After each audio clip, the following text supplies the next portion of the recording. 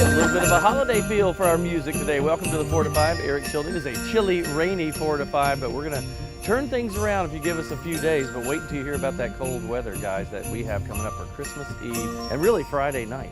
That sounds good to me. Thanks for watching us on WFMY News 2, Fire Stick Roku, and the News 2 app. And of course, we want you to always, join in with us on Facebook and all of that kind of jazz as we talk about it. Wait until you hear what Eric Chilton has to say about just how cold it's going to feel on Friday night.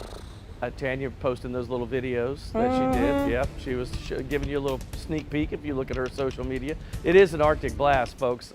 First things first, though, we'll talk about this rain. Thank goodness, you can see I don't have the umbrella. There is like a fine mist or drizzle, but it's really not that big of a deal right now. Most of this pulling out of our area to the north and to the east, so we'll say goodbye and good riddance to that. Let's get a wider shot here so you can see.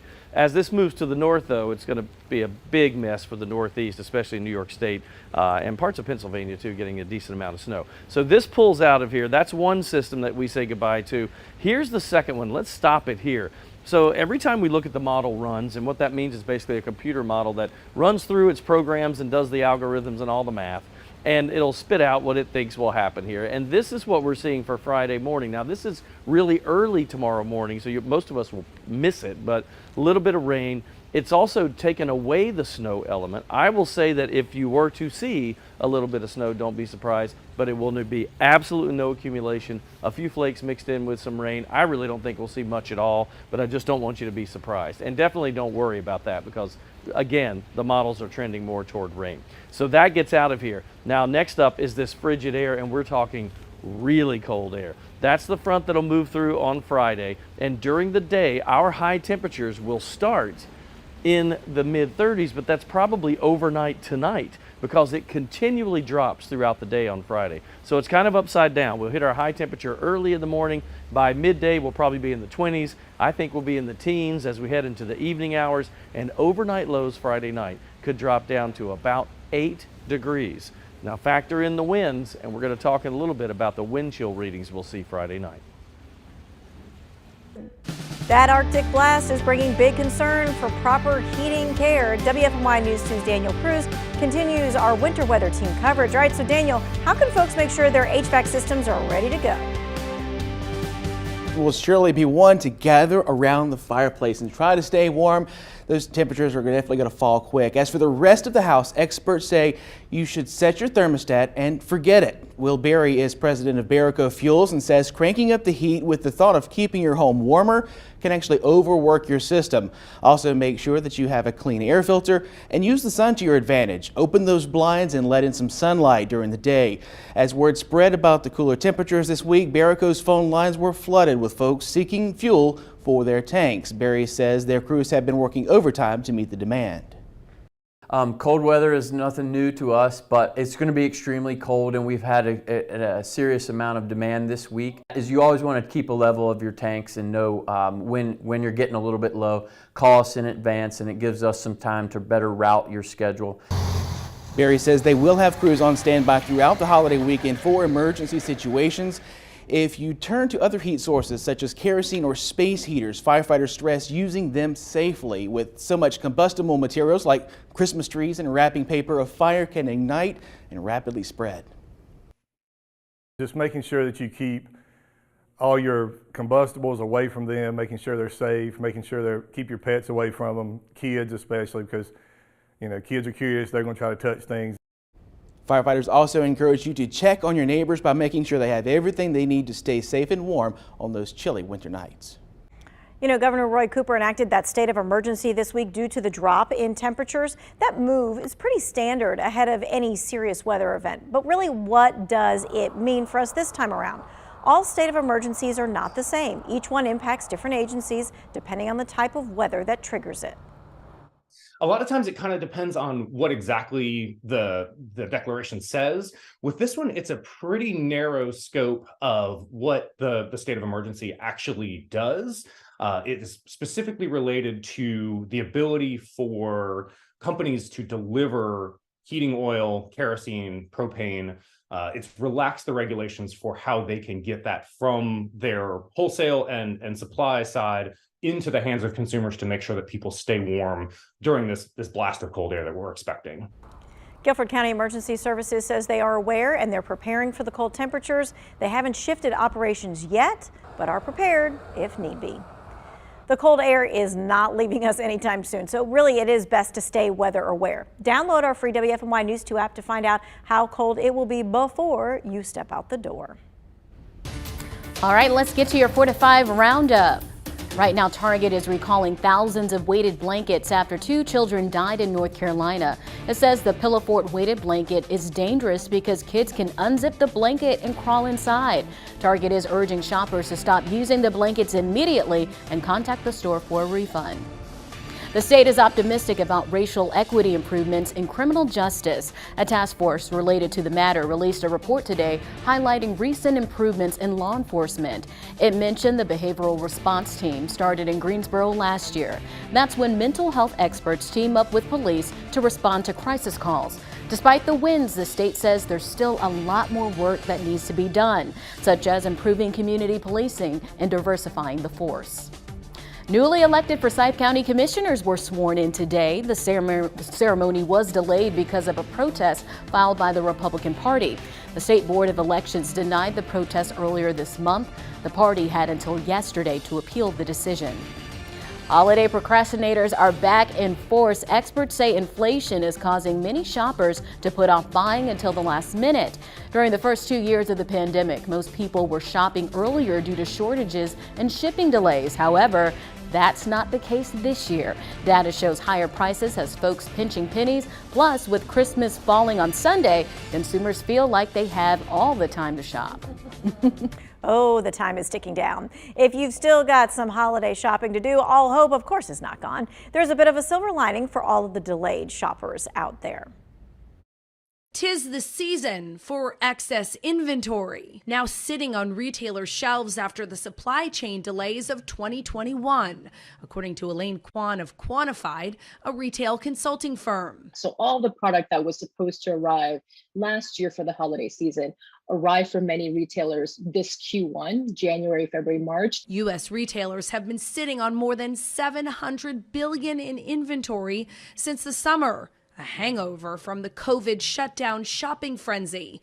Money-saving expert Trey Bodge of TrueTrade.com says shoppers can expect deep discounts as retailers scramble to empty their warehouses. So I would be looking for clearance level deals. I would say 40% to 70%. That's the sweet spot for me. Shoppers we spoke with say inflation has them spending less. This year for my nieces and nephews, I did not do birthdays.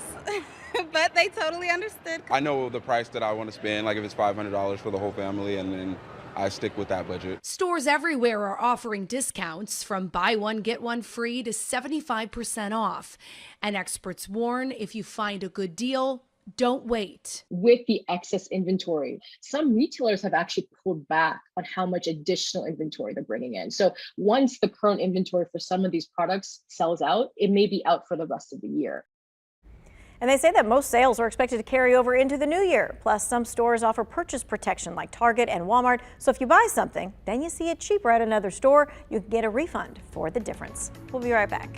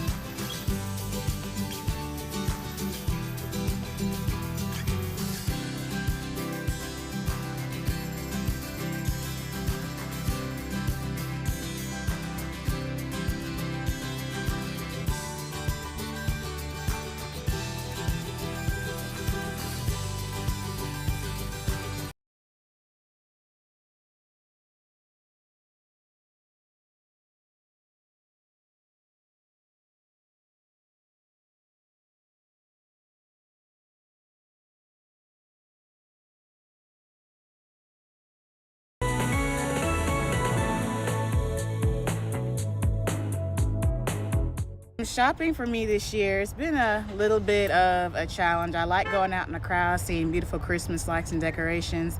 But this year, I've mostly been online shopping, but today I just thought I would come out this weekend to get some last minute stuff that I know that won't be shipped on time.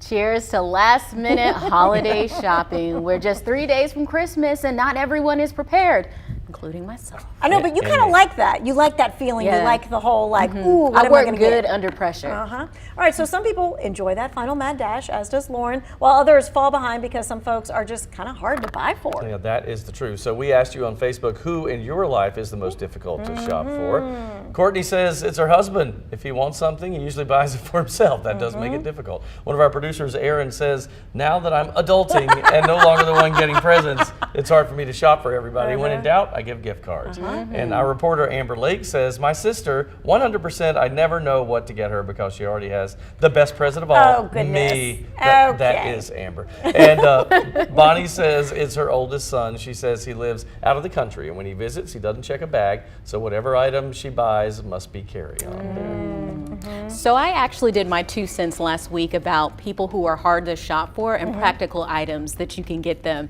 because my parents are so hard to shop for. Every time I ask them what they want for Christmas, they say, oh, I just want quality time with you, or don't get me anything, get Which me a doesn't card, help. or you don't need to spend any money on me. That's always what they say. So I want to get them something, so I try to get them something they can use, like maybe a massage gun or an ice coffee maker or something, or maybe even a gift card, something I know they can use. So if I go out and get something like a necklace, I don't know if you're going to wear it, so let me buy something you can put to use. Well, and I like that idea. Yeah, he is very hard to buy. Especially since you can say, I can have coffee with you every single day, Dad. When you make that iced coffee, think about me. Call me, in fact, and we'll have a 5-minute chat as you do that, right?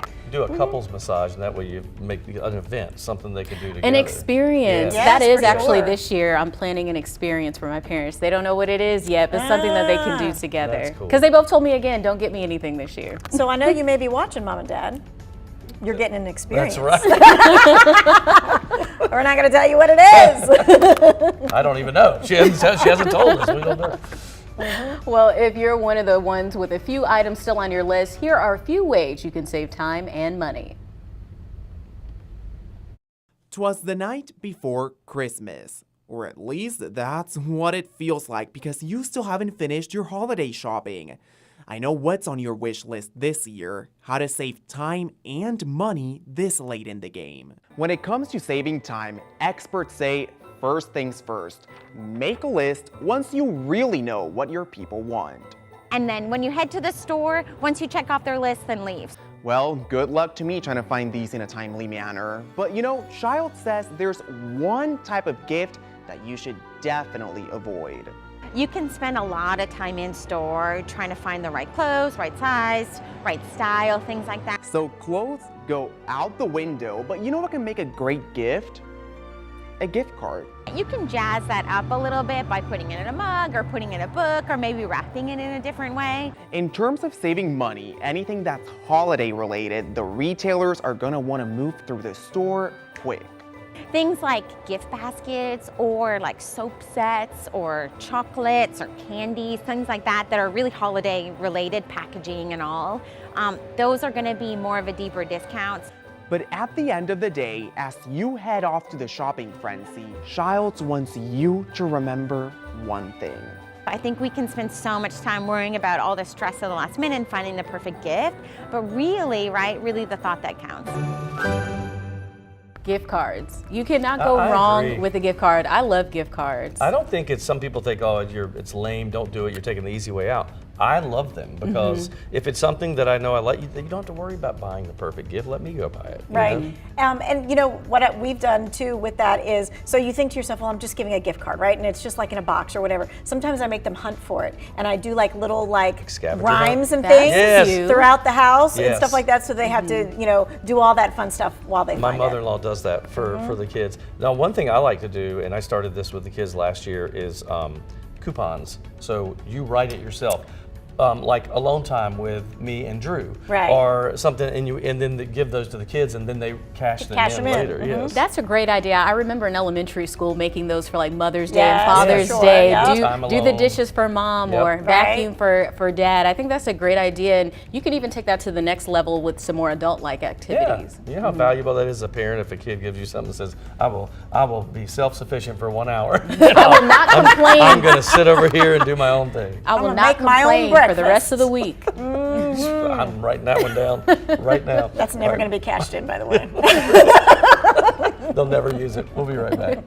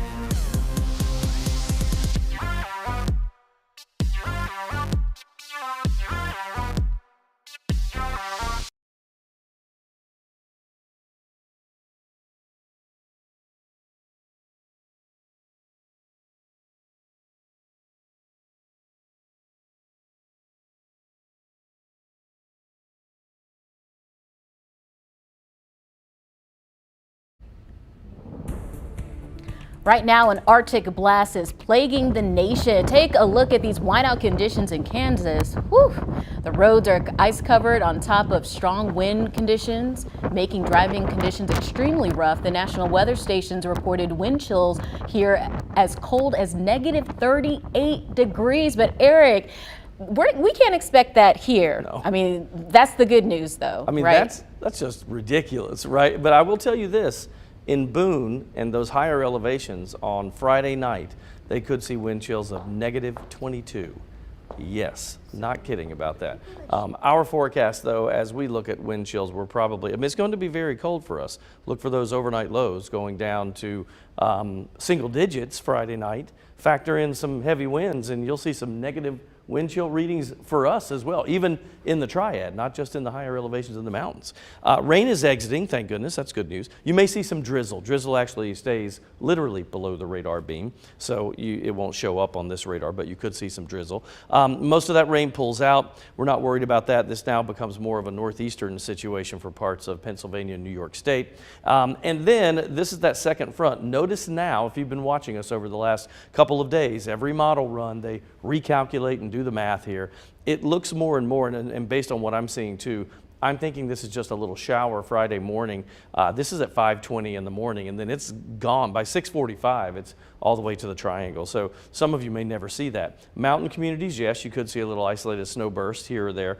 Some of those Allegheny, Ashwaubenon areas, could see several inches of snow, but it's not going to be as bad as what we were thinking a couple days ago. As far as snow goes, temperatures and winds, that's a whole different situation. Here comes that Arctic air. Winds on Friday, I mean, some of those wind gusts are going, even tonight, by the way, overnight, 20 or 30 mile an hour gusts. Tomorrow it could be 30 to 40 mile per hour gusts during the day Friday, stays into Friday evening as well. And then that Arctic air blast just continues. High pressure moves in, clockwise flow around that brings our winds out of the north. And you're looking at some overnight lows, we think Friday night going down to single digits, about 8 degrees Friday night.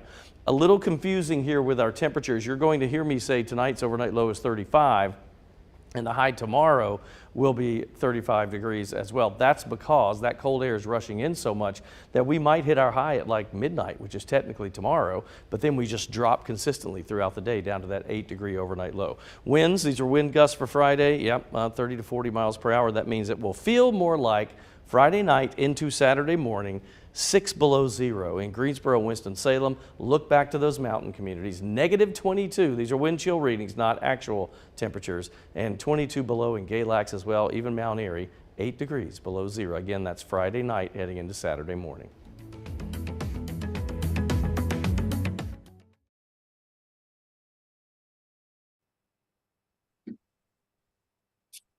All right, I got an echo in my ear. Got an echo. I'm talking about meeting the fam of your significant other. Echo's still there. All right, let me see.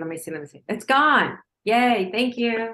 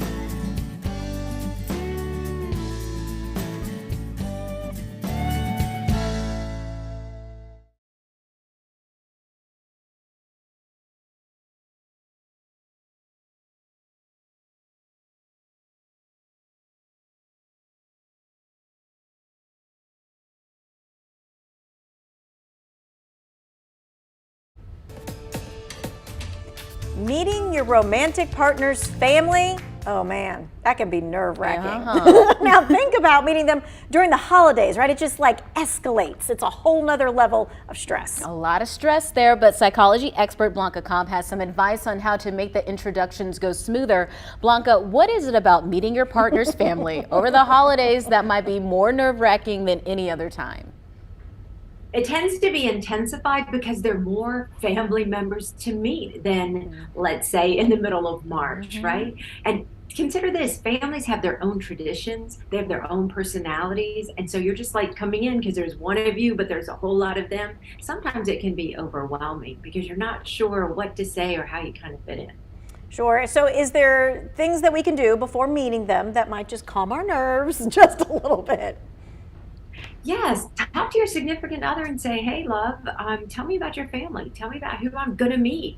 And the reason you want to do this, because the more you know, the calmer you're going to feel. You'll get to understand different personality types, maybe some of their interests. It will help you in starting and maintaining conversations if you know a little bit about them and their interests. And then also, if you know what the family traditions are, how they celebrate, what to expect, then you'll know how to blend in easier. And then obviously what not to do, because you definitely don't want to stand out or accidentally hurt somebody's feelings. Okay, so it's one thing to prepare, but what about when you're actually there, when you're actually at the dinner table with them? What can you do to help calm yourself when you're actually meeting the family? You can do something that will help decrease your anxiety. One is when you're having a conversation, you can ask questions, ask the other person questions, because what's going to happen is they're going to talk about their self. And you're not going to be the focus of the conversation, which is great. Also, you can keep yourself busy physically by helping out, whether it's setting the table, taking dirty dishes and putting them in the sink, or help wash, or whatever it is, just keeping busy. And the nice thing about this, one, it's going to decrease your anxiety, but two, then you don't have to have a conversation because you're actually doing something. And so if you need a moment where you're like, I don't even know what to say anymore, I'm just tired of talking, you just need a moment for yourself. If you're helping out, that gives you a much needed break. The asking questions, that's great. It's As huge. journalists, we do Yes. that all the time. So in everyday conversations, when I meet new people and I don't really know what else to say about myself, I just ask them questions, and people love to talk, so that's good advice. That is fantastic. It is a good key. Thank you so much, Blanca. You know, you can continue the conversation with Blanca on her Facebook page, Blanca Cobb, body language expert.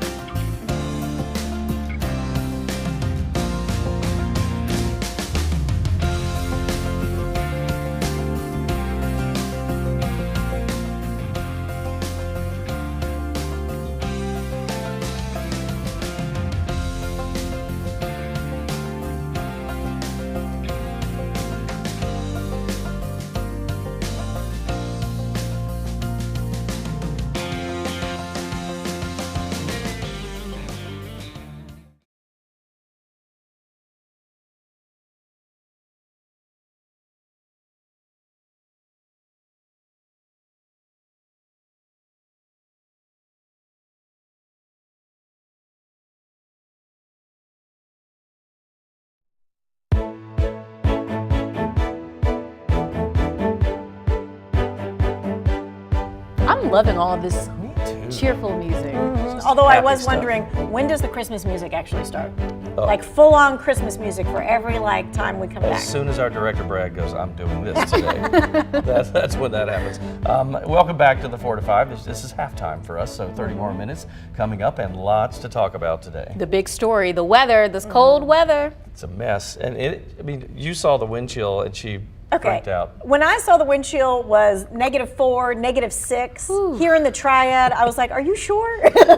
I even had to double check the models today when I looked at it because it wasn't that low yesterday. The models were trending not warmer, but at 0, which is warmer than 6 below. So in other words, you got to stay inside. Now it's it's going down. I mean, this could be dangerous actually at this point. So let's talk about our forecast and the changes coming up. As we head into the next little bit, the next 24 hours really, big changes. Our current temperatures are in the 40s. You will wish for the 40s in the next couple of days. In fact, I mentioned this last night in our 11 o'clock news. From about midday tomorrow, maybe even a little bit earlier to be honest, Friday morning, that may be the last time we're above freezing until Monday. So think about that. I mean, taking into account highs and lows. So 42 degrees in Greensboro, 43 Winston-Salem, 42 in High Point, Burlington at 41. If you look at the hour by hour for us, pretty consistent because we have a lot of cloud cover. I mean, we'll see those temperatures, dropping down through the 30s there a little bit. We may actually see a little bit of a warm, we call it a warm nose, but it basically just means a warm area of air that may push in. There's a possibility some of you could see upper 30s for overnight lows. If you're lucky, maybe a 40 here or there. Overall, that's it because we'll plummet throughout the day. You probably won't even feel those temperatures. Most of us will be sleeping through that. But as that rain lifts back up to the north and to the east, we'll say goodbye to that. Second system, that's this one, the Friday. That's coming through for us, but a lot of the moisture with it stays to the north. So let's freeze it right here. Notice the blue and the white areas, really they're back toward the Tri-Cities and Bristol. Over us, it's just an isolated shower or two. And again, super early on Friday, so 4 to 5 a.m., maybe 6 a.m., but I think really by the time we get to 6 to 7, it's moving on to the Triad. Then after that, it's really just temperatures, right? So we've got that frigid air coming in courtesy of the high pressure, which will start building in from the west. As that builds in, it drops those temperatures for us dramatically to be very, very dry air and very cold and extremely windy because we have two different systems here. A low pressure way up here to the north, counterclockwise winds around that, the clockwise winds around the high, and that means all of that funnels right over the Triad. So what does that mean for us? It means our wind gusts can go upwards of 35 to 40 miles per hour, and that drops our wind chill readings Friday night to a possible -6 for the Triad. And for Boone and Galax, it'll be 22 degrees below 0 for a wind chill reading. 7-day forecast shows that 8-degree overnight low Friday night, the high on Christmas Eve 28, and then a 15-degree low on Christmas Eve, and a high on Christmas of only 31. All right, so with those temperatures and the threat of power outages, 2 Wants to Know is reminding you an oven, a stovetop, a grill is not an option for keeping you warm inside your home if the power goes out. Not only is it a fire and burn hazard, but heating an apartment or your home with an oven that's on and open can emit dangerous pollutants and gases into your home. Well, the CDC has long warned to never use a gas range or oven for heating as it can cause a buildup of carbon monoxide inside your home. Carbon monoxide, let's remind you, odorless, tasteless, colorless. Without a detector, you may not know you're being poisoned until it is way too late. And of course, the hope is you don't lose power, but even with the heat on, it could still feel chilly in your house. Especially with that 8-degree overnight low. I mean, that's serious cold. And I heard you say when you were looking at that you've seen people I've do seen that. people do the oven situation. I've gone to others' homes when I was younger and saw the oven open, and I said, what's going on? They said, we're keeping the house warm. And then years ago, when there was a power outage here in Greensboro, I went to some folks' homes in Greensboro, just how are you dealing with the power outage? And when I went into their house, they had the grill inside the house and they were trying to keep warm that way. So, I mean, it really does happen, and we need to make sure that you know that is not something you can do. So let me ask you this. The heat's on, okay, because you got power. How much is the heat costing me is your consideration, okay? Do you keep the thermostat lower and bundle up like this guy? Look at this guy. He is all bundled Not up. happy. Do you bundle up like that guy here and you turn down the thermostat? I want to be comfortable at all times, so I'm just gonna warm it up to where I feel warm. I wouldn't put it super low to bundle up. I'm not sure if that saves you more money, but I just want to be warm and comfortable. I like it at like 70. That's where I kind of like it. I think my wife would have it up a little bit, but I like 69, 70. Yeah, I'm right there with I like you. it to be cooler. For the heat? I'm hot-natured. See, now we have ours at like 68, 66. Ooh, I would love that. I wouldn't mind that. All right, well, what I want to do is I want to take a look at a common solution of saving money with the heat and to see if it works. It's the closing the vents trick. Let's say a spare bedroom or an office you're not using. So let's verify. Is closing vents in unused rooms a reliable way to save money on your heating costs? Our sources are two HVAC companies, Energy Vanguard, which trains energy auditors, renewable energy company Prime Energy, and Ian Walker with HVAC Engineering Society called ASHRAE. Now, all of the experts say closing vents is not a good idea. You're actually blocking the flow, which can cause your system to use more energy as it tries to circulate the heat elsewhere. And it can build up pressure in your system. This can strain your system, which causes damage over time, and your ducts may actually end up leaking heat. So no, closing vents in unused rooms is not a reliable way to save money on heating costs. Any potential savings is outweighed by the inefficiency and could cost you more in repairs in the long run. The cold air is not leaving, at least until Monday, so it is best that you stay weather aware. Download our free WFMY News 2 app to find out how cold it will be before you decide you want to step out that door. Let's get to some headlines with your 4 to 5 roundup. You may have heard there is a shortage of kids' Tylenol medicine, but that's not entirely true. Sales are up for the products due to a challenging cold and flu season. This means a lot of stores are struggling to keep up with the demand. However, the FDA says there isn't a shortage on the product's active ingredient, acetaminophen. If you can't find the children's Tylenol brand, they recommend using the store brand. Right now, the Biden administration says more doses of Tamiflu are in the national stockpile. Officials say they're available for any states that may need it. The outbreak of the flu and other respiratory illnesses is driving up demand for the prescription medication and its generic form. Anyone seeking shelter from the cold in Greensboro can head to the Interactive Resource Center. It's open on White Flag nights when temperatures drop below 25 degrees. Experts say when it's this cold outside, your risk for hypothermia increases, especially if you already have an underlying health issue.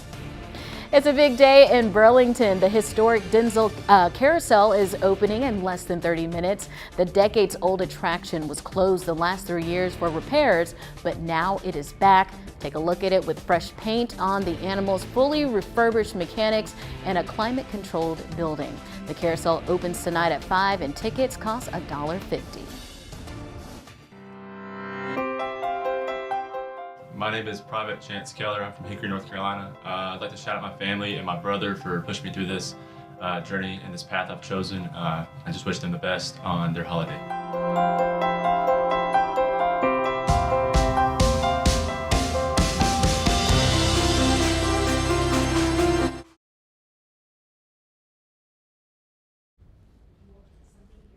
Mic check, Taylor.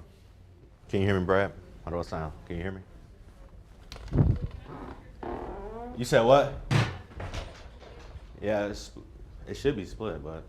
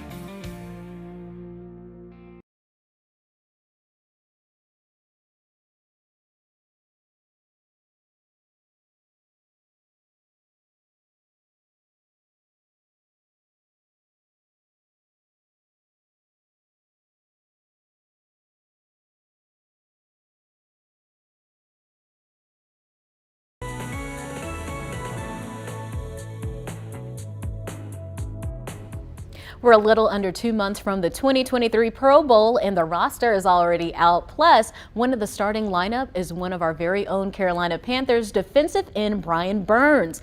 WFMY News 2's Jalen Gilkey joins us now with more.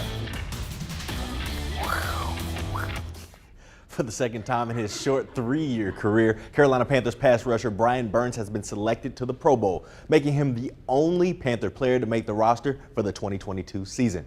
Brian's performance on the field has been otherworldly as he currently sits in 10th in the NFL in total sacks with 10.5 and 3rd in the NFC, only behind Nick Bosa from the 49ers and the Cowboys' Micah Parsons. Now, Burns is the only Carolina Panther to make this year's Pro Bowl and has been the only Panther to make the game since Luke Kuechly and Trey Turner did so in 2019. And this year's Pro Bowl will take on a new look as player safety concerns continue to grow. The traditional Pro Bowl tackle football game is now a thing of the past and has been replaced by a flag football event and several other skills challenges that test players physically and mentally on and off the field. And this year's Pro Bowl will take place in Las Vegas on February 5th, just 1 week before Super Bowl 57. Flag football. I was about to ask, what's the flag football concept? Well, because I would say the last decade, a lot of guys, they moved the Pro Bowl from the week after the Super Bowl to the week before the Super Bowl. And ever since they've done that, the guys have really been, I would say, less enthused to get out there and They don't wanna tackle get each hurt. other. Yeah. Hurt each other. And you know, the teams that are participating in the Super Bowl, of course, aren't on the rosters. But it's just the fact that a lot of guys, Super Bowl week is a time where guys make a lot of money in appearances and sponsorships and things like that. If you're all banged up, you can't do that. Exactly. That We've had a makes lot of guys sense. miss a lot of opportunities, miss a lot of money, so they kind of band together and was like, hey, we're not going to really tackle. And if you watch the Pro Bowl the last 4 or 5 years, it's been a horrible product. So Yeah. they trying to revamp it, trying to come up with something new to entice the people to watch it again. It makes me wonder if they should, why have a Pro Bowl? Why not say you're on the Pro Bowl team, but not really do the game, and you get the honor, right? Like you get the awards, you get the trophies or whatever. Because some of them, if they got hurt and it's a career-ending injury, I'd be upset. You know? Absolutely. And the margin of error is so small in football. And most guys will tell you, you get on that football field, there's no half speed, because when you go out there half speed, that's when you get hurt. And so that trying to figure out that middle ground of let's make sure everybody takes care of each other and put a good product on the field has kind of been a balancing act that hasn't really worked out. Maybe they should do like what you said, put all the things in the thing, and then we can play it on John Madden, right? Yes, and we put them just on that's a Madden, do better it that idea. way. Now that would be funny to have. That would be a great That's idea. a lot better idea. You should Tanya. pitch that Love idea, that. Tanya. I get money for that. I would say Roger might pay for that one. But from the field to the court, there's a chance for you to catch some great basketball today as well. The 46th annual Hayco Invitational wraps up with a pair of big-time championship games. Top-seeded Bishop McGuinness, they tip off against second-seed Smith in the women's championship at 5 p.m., so just in about 15 minutes. And the Lady Villains, they're looking to claim the title in their first appearance in school history in this tournament. Smith, they're looking to bring home the championship for the 4th time in program history. And it's also a 1-2 matchup in the men's championship. Second-seed Smith, they take on top-seeded and defending champs Greensboro Day. They've actually won the last 3 tournaments. Now Smith, they have won the Hayco tournament 2 times in school history, while the Bengals, they look to bring in their 19th tournament title, extending their record for the most ever. This one tips off tonight at 7 p.m. Did I miss why they moved it? So there was not a great explanation as to why they moved it up. Okay. But there was a lot of support for moving the tournament up. Before So- Christmas instead of in the middle of the week. Exactly. And I think it's just, it gives the guys a little bit more time that they'll be able to spend with their family during the break. And also some programs, they'll play a before Christmas tournament and then they'll end up playing an after Christmas tournament now, and that's an option that's That's a lot. available. You know, I mean, there's also the history with this is huge, Absolutely. right? Because I mean, I remember this as a kid, and I think at one point they called it the Little Four or something. It switched names, Yeah, I'd say about 20 years ago, something like that. Yeah, But yeah. But it was a big deal, and if you got chosen to be in that, and from a high school standpoint, everybody's watching to see. Showcase. Yeah, it Absolutely. is. And I was at the games last night, and I mean, the crowd was pretty impressive, and I'd imagine tonight's is going to be even larger. All It'll right. be good. Sounds good. Get yourself some tickets and Get out there. and see it. That's right. We're coming right back. Stay there.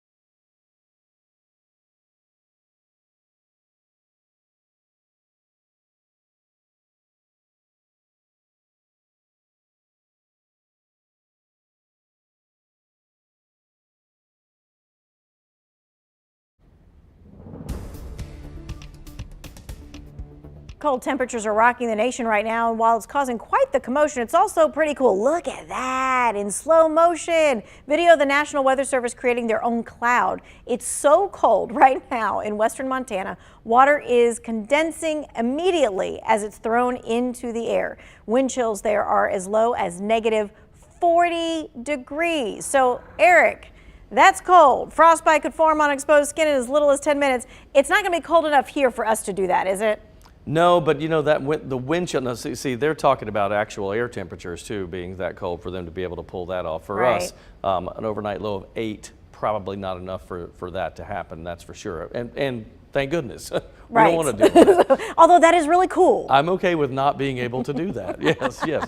Let's talk about that forecast. As we head into the next 24, we've got some big changes, folks. Now, it's a tricky overnight low and daytime high forecast for tonight into tomorrow. And I say that because we look at these temperatures here, right? And we'll see this rain. The rain's already pulling out of our area, moving north and east.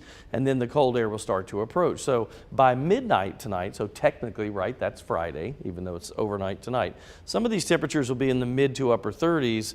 If you're lucky, maybe a 40, but that will be the high temperature for tomorrow because we'll drop steadily throughout the day. You won't feel temperatures close to these low 40s that we're in now for tomorrow because by the time you probably wake up and if you have to go out and do something, that temperature is going to drop to the 20s by midday and probably teens by evening and single digits overnight. So it's kind of an upside down day. We hit our high temperature overnight and then we drop consistently throughout the day Friday. First system moving away, as you see. Here comes the second one. The good news for this one is that most of the snow loses its punch and pulls north. So we're left with maybe a 30% chance of a shower for your Friday morning. And then after that, this frigid air moves in. Now, add insult to injury on this one, folks, as we see these wind gusts close to 30 to 40 miles per hour. That means our wind chill readings -6 for Greensboro, -5 Burlington, 11 below in Wilkesboro, -22 for Boone and Galas. Again, that's what it feels like to the human body, not actual temperatures.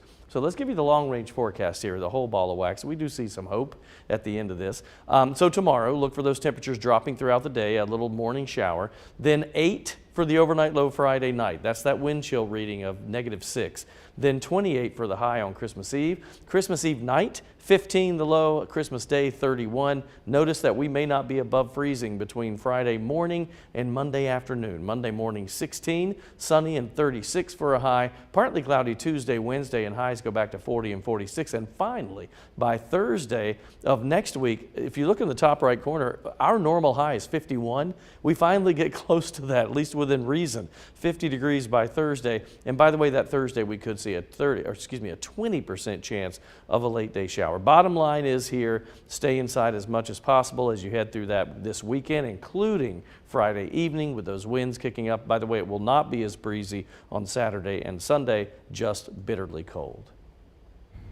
Well, cold and rainy weather is perfect for checking out a new movie streaming now on Disney Plus and Hulu. It's called Retrograde and focuses on the war in Afghanistan. Yeah, that film shows the perspective of Afghan troops left behind after the U.S. left last year. WFMY News 2 movie critic Manning Franks dives deeper into the story with its documentarian Matthew Heineman.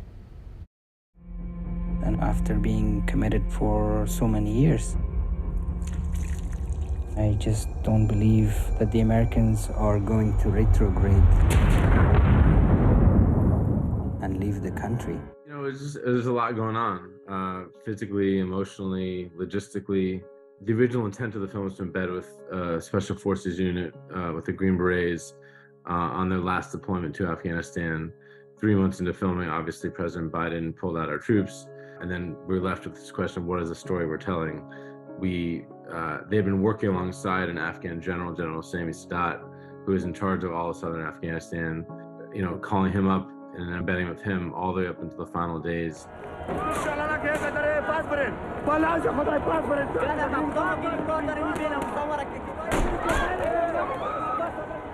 tried throughout my career to take these large amorphous subjects, drug war in Mexico, ISIS in Syria, COVID, in this case, obviously, the end of the war in Afghanistan, and trying to humanize these issues that are so often relegated to stats and the headlines. You know, I want to make these things feel immediate. I want you to think as an audience member, what if that was me or my sister or my brother or my cousin, and create an empathetic connection between audiences in these issues that do feel so distant, do feel so far away. It's so easy to metaphorically or literally change the channel when you sort of tune into tough subject matter. I hope, among many things, that this film reinitiates a conversation around this war, around these people that we left behind, and we seem to have forgotten about Afghanistan. So I hope that this film reinitiates a conversation around this war.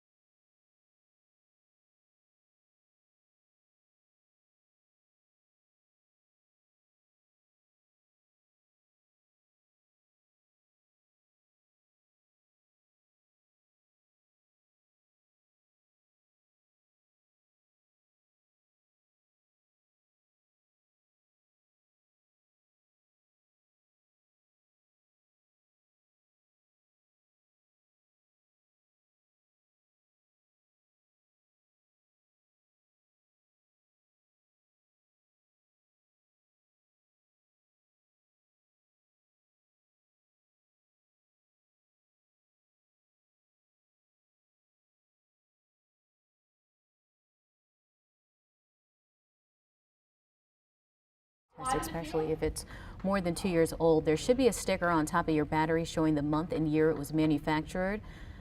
The cold and... Hey buddy, mic check. Checking the mic. Mic in the check. 1, 2, 3, 1, 2, 3. Yep. Mic check, mic check. Throw some respect on my name. That's the game.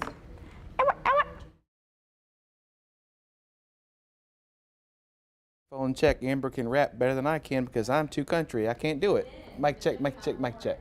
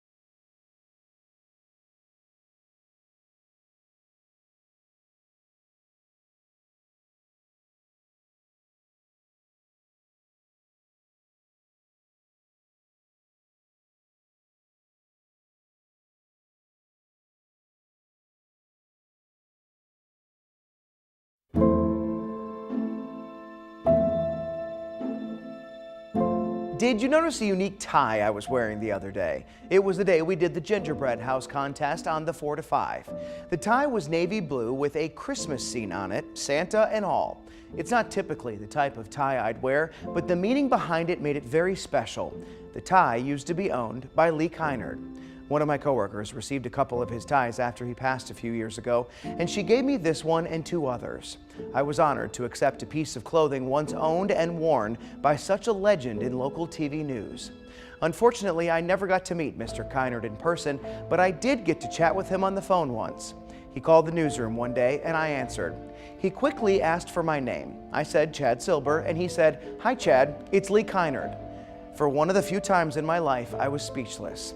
We'd never met, but his name and his work is synonymous with WFMY.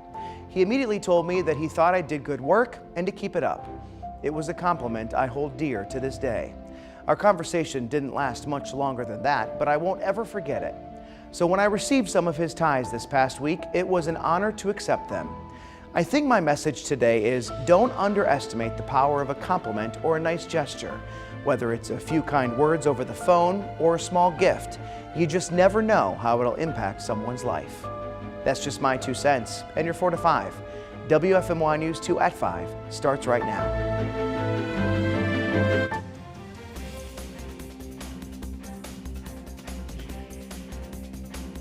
It's been really nasty. There's been a lot of